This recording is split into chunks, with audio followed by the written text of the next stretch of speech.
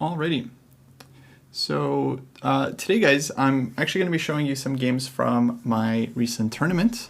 I actually won a tournament for the first time in a while, maybe ever, last month here in California, the Golden State Open, which was kind of a small open event, but there were a number of strong players there, some grandmasters, some IMs, and a bunch of masters as well. And I'm basically just going to give you guys a bunch of like training positions that I've taken from the tournament, ask you guys to find the best move. Some will be tactical, some maybe more positional, and yeah, we'll give you guys a chance to maybe solve some of the critical moments. So let's start with the first position here, and we'll kind of go through a little bit of all the games, which I think were pretty interesting. Right, let me yeah, put this in here. Okay, first position here is black to play, and I'll give you guys a timer. Oh, let me privatize the chat. There we go.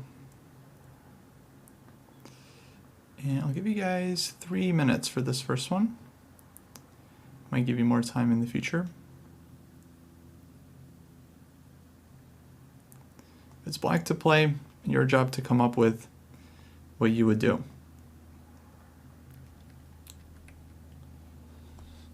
Three minutes. Why close chat? Oh, so that people just send their answers to me privately.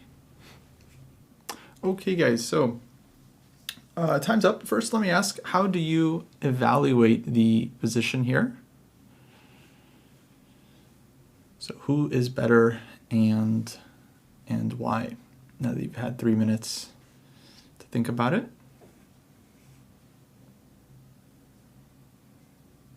Yeah, it seems like black is better. Right, now why is black better? Yeah, strong bishop. And we can say white has a lot of weaknesses in their position, right? Especially on the dark squares. Okay, so a very natural idea here is bishop h6, immediately going after this one and then trying to play bishop f4. Problem with this one is knight d5. Yeah, it's hard to solve. And the complications there are very unclear. Another idea is being suggested is g5, with the idea fg bishop e5, which makes sense.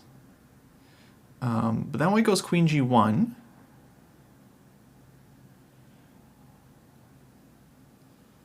And it's not exactly,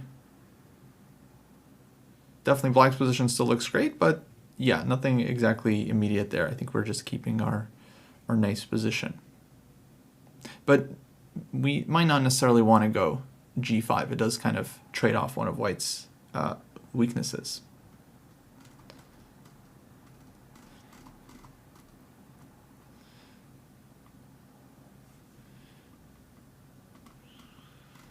Okay, so yeah, my thinking in this position was fairly straightforward. Bishop c3, you know, I considered earlier here, I don't think we're getting as much. Like rook takes c3. Did you want rook e1 there? Yeah, rook takes g3, rook takes f1 check, king h2, and then rook takes f4 at the end? Or something else?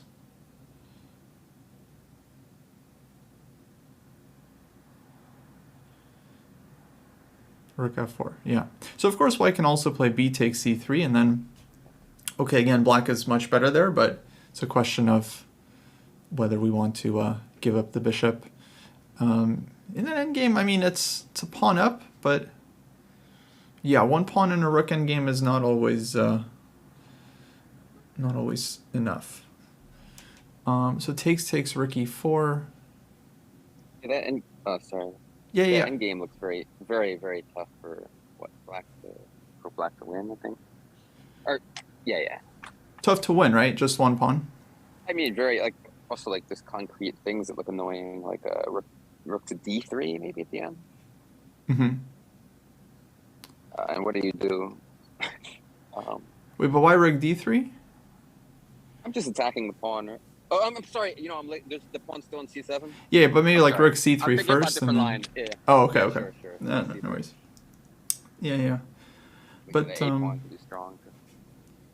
yeah, I mean, my feeling is actually earlier I considered to go into a rook endgame that looked very, very nice, but the thing is, I mean, you are giving up some flexibility along the way because right now we know black is better. We know like we have the strong bishop, active queen, but yeah, if we start trading it off, we start kind of possibly giving away our advantage little by little.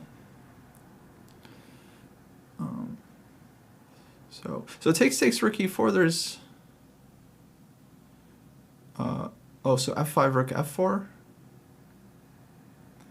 and then maybe not so good for white. Yeah, so I'd probably go for that rook takes e3 line. All right, a lot of you guys I think came up with a move that makes things pretty easy for black. Oh, the line after bishop c3, rook takes c3 was rook e1. Rook g3, rook f1, king h2, rook takes f4. We were kind of thinking about this endgame. So, given that bishop h6, knight d5 is quite annoying with threats of knight f6 check and c-pawn also hinging, I decided just to make the simple move c6 just to like stop this one idea from white. Now bishop h6 is a much more annoying threat, and white doesn't really have a lot of like active moves to make in the position. Yeah, we're still covering the e-file. Knight e2, I think someone mentioned black can always go queen e3 and deal with this one quite effectively because the knight just doesn't have a nice square from there. And yeah, actually not a ton black needs to calculate to make this move. It's really just as simple as like, oh, knight d5 is an annoying move, let me stop it. And now white has no possible counterplay. Bishop h6 is coming. In the game, white play queen c4. And let me actually ask you guys next question here. Black to play. I'll give you 3 minutes. What to do? Okay, guys. So a lot of suggestions for bishop h6, which is now a lot stronger. If queen takes c6, then we have rook e1 check, and black is giving mate there. Bishop takes f4. Whoops. So bishop h6, white probably play something like rook f1, and then we would need some kind of follow-up there for black. A few of you guys wanted rook e1 takes bishop takes f4 in between move, but you have to be very, very careful, right? White can go rook e8 check there, king g7, and then king g1, for example, or someone else found queen d4 check, queen g1, and okay, it's very easy for black to just end up down a rook. I know you guys only have 3 minutes. In a game you would spend a lot more time to calculate that, but yeah, of course you have to be very, very careful with these kinds of ideas. If you miss one thing, again, you're down a rook and losing the game. So yeah, on this one and rook f1, I think a simple move here is like d5, and black is doing really, really well. In the game, I just played d5 immediately because we have this same idea again with rook to e1 check. So white's queen is kind of kicked around. We also have d4 coming now if we want to harass the knight. And yeah, now it's just lost, and the game was pretty much over after rook e1, take, king h2, bishop d4, and yeah, very important that white doesn't have any useful checks, no way to get counterplay. Black's threat is, of course, bishop g1, followed by bishop f2 and mate. So white has only one move to continue the game, knight e2, but it doesn't really prolong the game for very long. Black just takes and is totally winning. Okay, well done, guys. Let's go to the next one.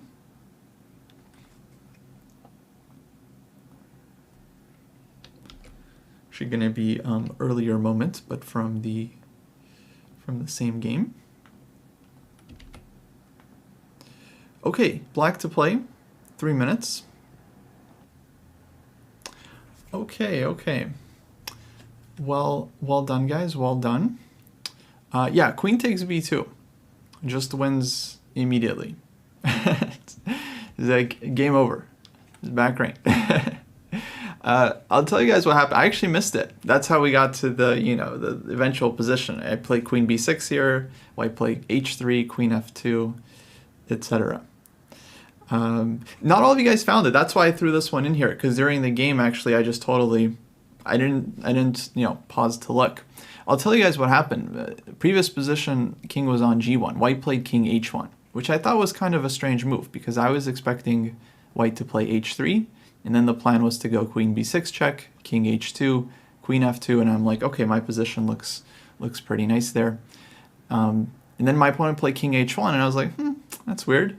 And just kind of quickly play queen b6. I had like, I don't know, 15 minutes or so at this point.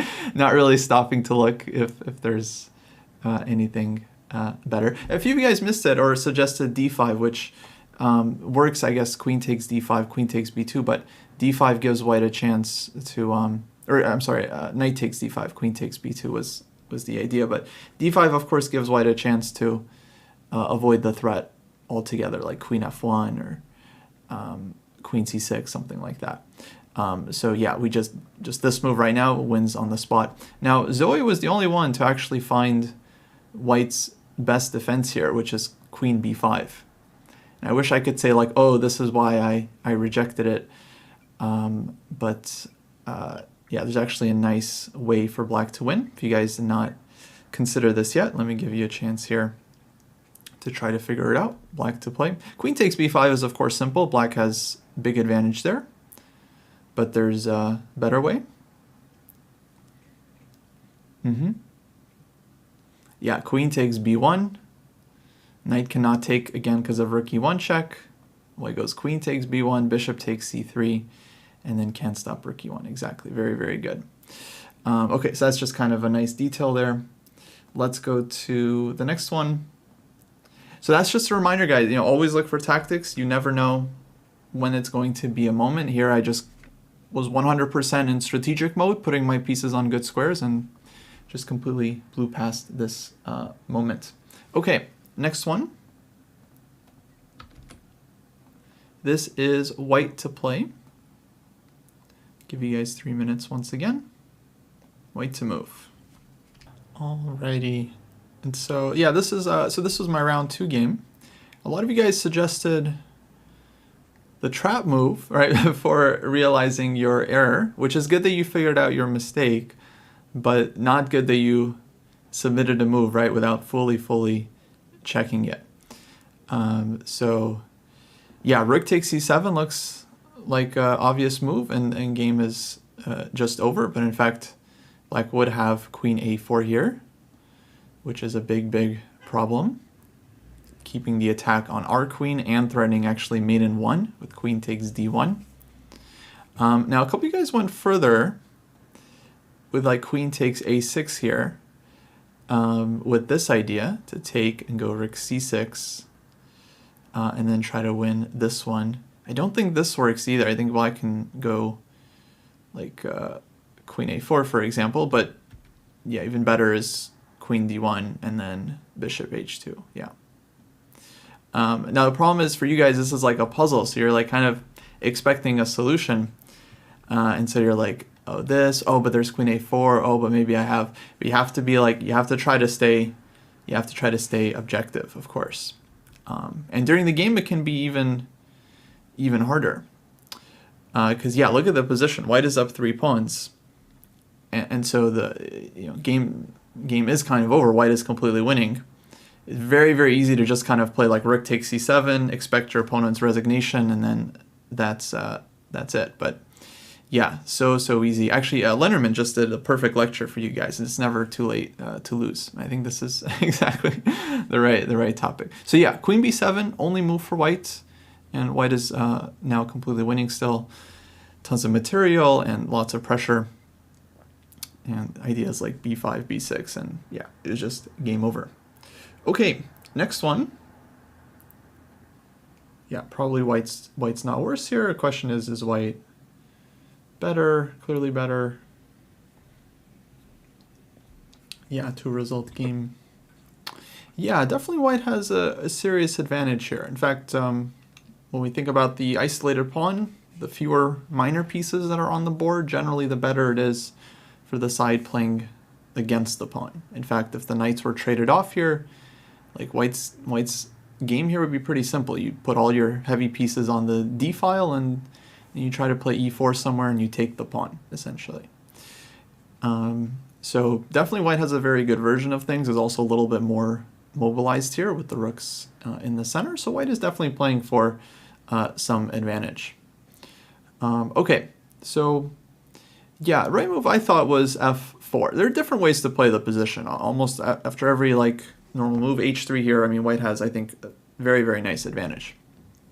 In engine terms, it would be above +1, which is kind of surprising. We haven't won the pawn yet, but okay, white is better. I liked f4 to, I guess, get rid of black's queen in the center.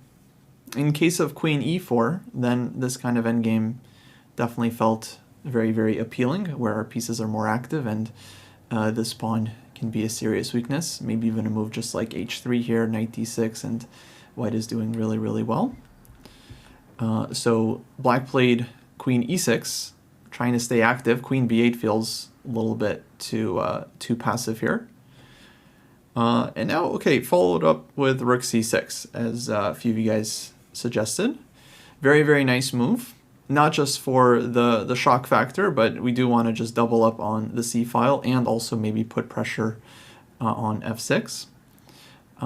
Now, at this point, black actually played queen e4 back, which I think is probably the right decision, because now black doesn't have anything better than kind of a bad endgame. Queen d7 would be very, very risky here, but it is kind of interesting to see how white should continue here. So there's a couple of suggestions. Yeah, first thought was rook takes f6, gf, and then e4. But I'm not sure if this line was actually working, because black will go king h8, and then rook g8 if needed. So I'm not really sure if this one's so clear. I also thought about e4. In fact, during the game, when I was calculating this position, I was already done after e4. I was like, oh, e4 looks really strong. But e4 doesn't actually work. Can someone figure out why it doesn't work? Right. Yeah, I thought e4 was very clever. So we're threatening so many things. e5 takes, and of course rook takes f6, followed by queen g3 is just mate. But yeah, just knight takes e4, queen takes e4, and now black accepts our blunder with queen takes c6.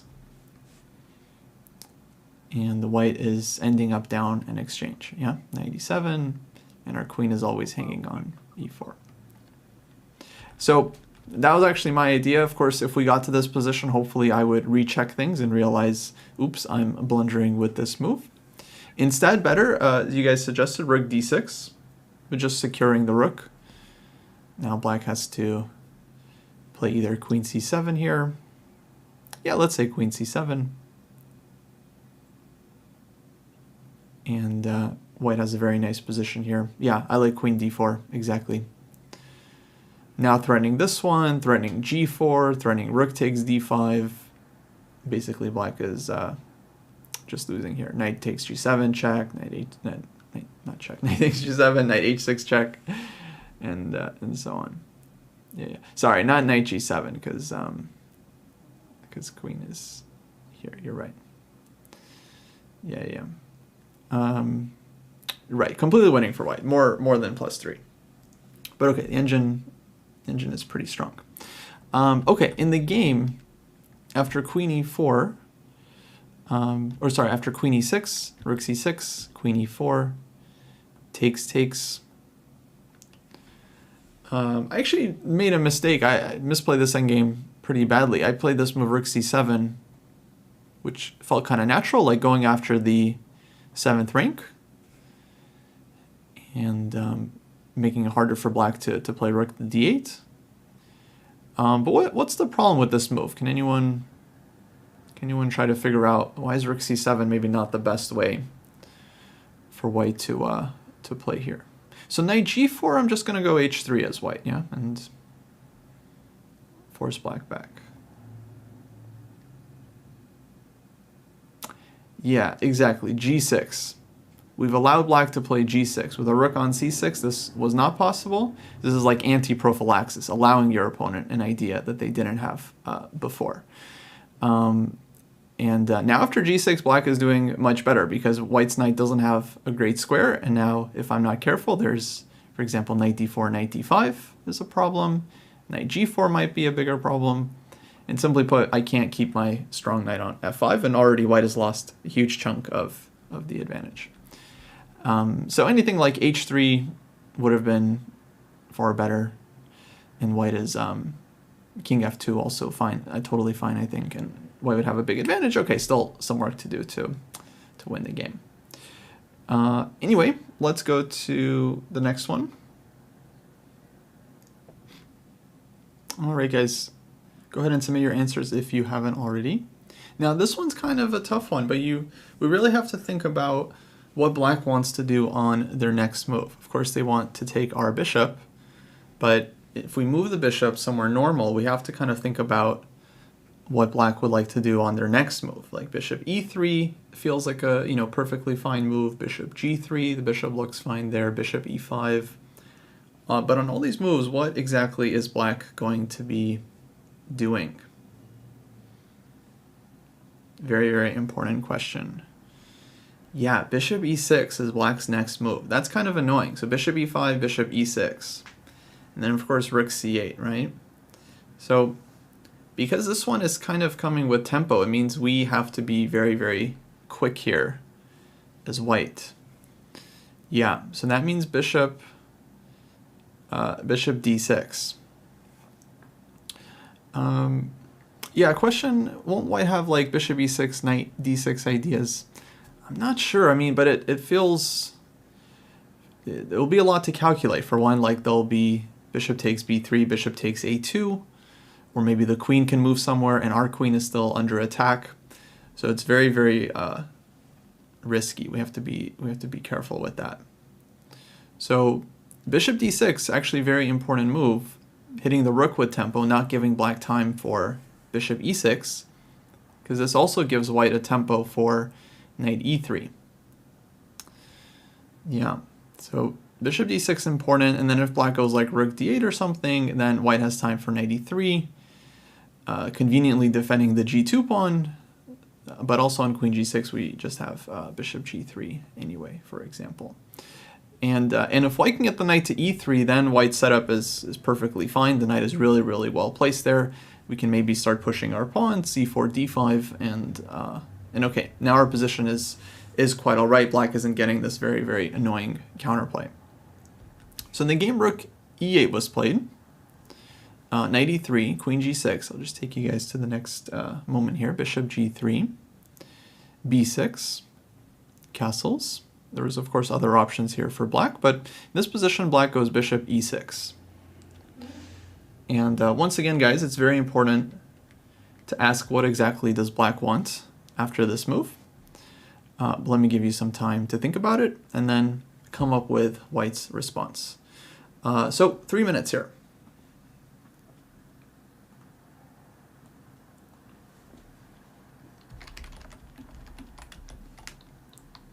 Yeah, definitely don't give me any one-move answers right away. I want you guys to think about it.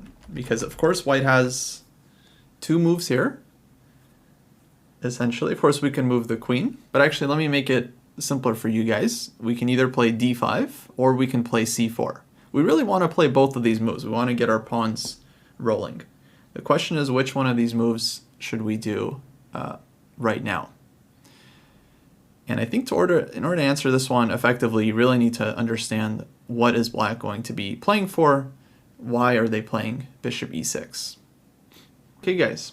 So, key question here. Let's start with this one. Why did black play bishop e6? I mean, if we can just like get a free tempo with d5, what's the point of this one, right? I should actually tell you guys, this was my game against Grandmaster Sevillano, who's of course a very, very strong player. But even if your opponent is not a GM, you should generally expect that they have some idea behind their move, and they're not just losing a tempo for no reason. So yeah, what is black up to? Why are they seemingly trying to provoke the pawn to d5 to then play bishop to d7? What is their supposed follow-up? Okay, suggestion to push b5, but okay, white is going to follow up with c4, yeah, after d5. So b5 won't be possible.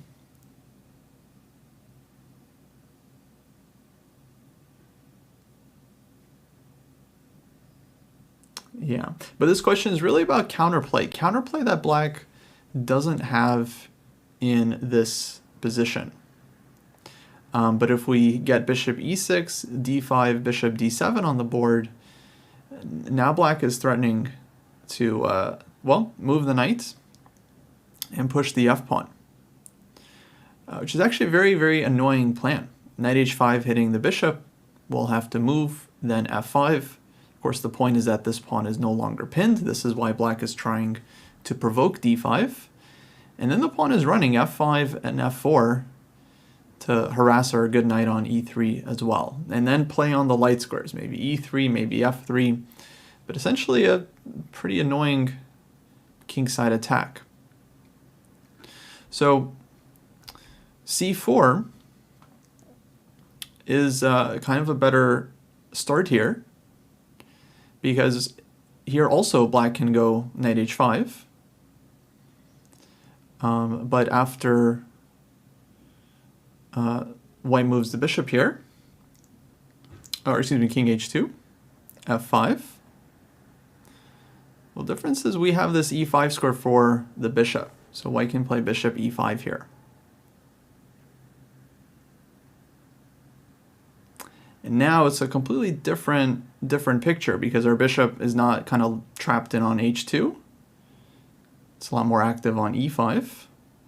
And now after black plays f4, where is white going with the knight here? Hopefully not passive if we can avoid it. Yeah, I was thinking about knight g4, but I'm not sure it's really worth it when we just have knight d5. And now, but I did consider this one as well, like takes, and queen h3, actually exactly the line Eric just gave. And I actually thought it's kind of an interesting position, like we're down a pawn, but bishop on e5 is very strong, and knight on h5 is quite awkward having to defend this pawn now. I wasn't sure, I thought it might be interesting for white, but okay, with knight d5 we don't have to give up a pawn. We're threatening knight c7 as well as this pawn, but okay, knight c7, much more serious threat. And of course we're very much okay with bishop takes d5, c takes d5, where the position is like completely transformed compared to a couple moves ago, but yeah, if we just evaluate it fresh, our bishop on e5 is very strong. We have a rook coming to the c file. We have d6. At any point opening up our queen, so the d pawn is very strong. And black's counterplay on the king side actually is not that scary anymore, right? There's actually very few pieces, and in fact this knight on h5 doesn't seem like a dangerous piece at all. So that was kind of the difference between these two moves, which is, I think, very, very hard to notice if we're not really thinking about the game from our opponent's shoes, which I think is very, very important. Because it's easy to just play d5 with tempo, and definitely that was the first instinct here. But again, the difference in this position, let's say we played c4, black would go knight h5, king h2, f5, and this is now completely different story. Where we don't have bishop e5, we don't have knight d5, and here our pieces are just going backwards. And black is getting quite decent counterplay. So really important moment actually, because this one really like just facilitates all of black's play in the position. Whereas after c4, white is just getting a clear advantage. In fact, I think black's best move here is just like rook c8, not to go for this plan at all. But this is chess, right? Chess is a game played between two humans, and it's very important to think about what the human on the other side of the board is trying to do, right? They're trying to win the game. They're going to have certain ideas. So after knight h5, king h2, f5, bishop e5, f4, knight d5, black played f3. This move is actually not that dangerous. In fact, white can take here and definitely get away with it. I decided to play rook g1, which is also totally fine. And yeah, black's attack here just isn't actually going anywhere. It doesn't have enough legs. White is still threatening knight c7. Rook c3 is also a move white can throw in just to kind of cover the third rank, and yeah, eventually black's attack is just kind of running out. Okay, so I ended up winning this one, and I actually had a couple more games or moments I wanted to show you guys, but I think we're pretty much out of time here. So I think we will then wrap it up, because yeah, next one I think will just take us way over. But yeah, maybe we'll do another class with some more moments from this tournament. Although you could honestly take any tournament and I think find a bunch of instructive moments.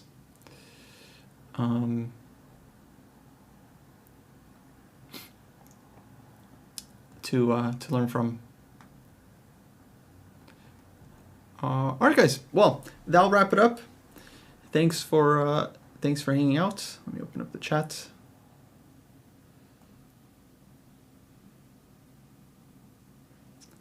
And yeah, let me actually just double check here. So yeah, guys, reminder: next class is going to be on Monday again with Sam at the usual time. And we're just going to be doing Mondays from now on, so Mondays and Thursdays. All right, y'all. Have a good one.